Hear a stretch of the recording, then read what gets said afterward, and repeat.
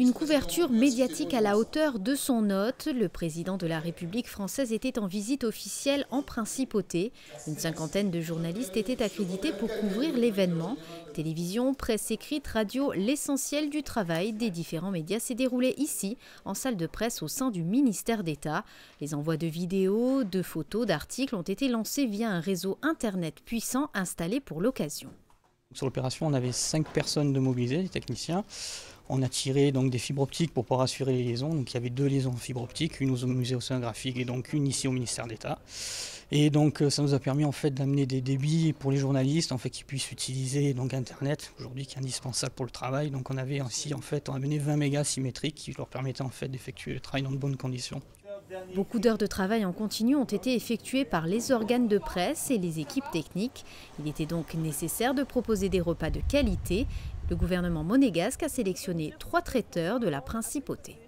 Au ministère d'État, nous avons servi dans une bonne centaine de cafés à expresso, quelques litres et litres de café américain, beaucoup de thé. Nous avons préparé la veille pour que le jour dit, à 8 h du matin, tout soit prêt dans les ministères et tout soit servi en temps et en heure et que personne ne manque de rien.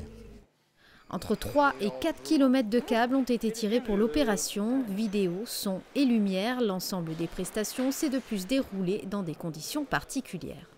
Ça s'est organisé assez tardivement puisqu'on a eu les informations la semaine dernière, donc ça a été une organisation un peu de dernière minute, avec les contraintes aussi de l'exploitation de ce lieu qui est très exploité.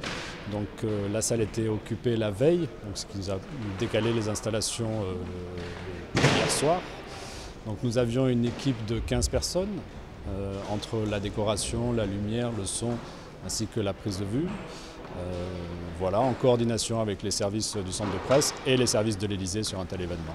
Ce qu'on peut craindre le plus, ce sont les modifications de dernière minute auxquelles on n'est pas préparé, qui peuvent mettre en péril l'installation mise en place. Ce qu'on peut craindre après, ce sont les défaillances techniques, parce qu'on est prisonnier quand même de la technique. Mais en règle générale, nous avons des équipes qui sont formées à ça. Donc pour l'instant, je touche du bois, on n'a pas eu de problème sur ce genre de manifestation. À peine le matériel rangé, les équipes techniques se préparent déjà à un autre bel événement en Principauté, la Fête nationale. Un événement que vous pourrez suivre en direct sur Monaco Info ce mardi dès 9 h 55.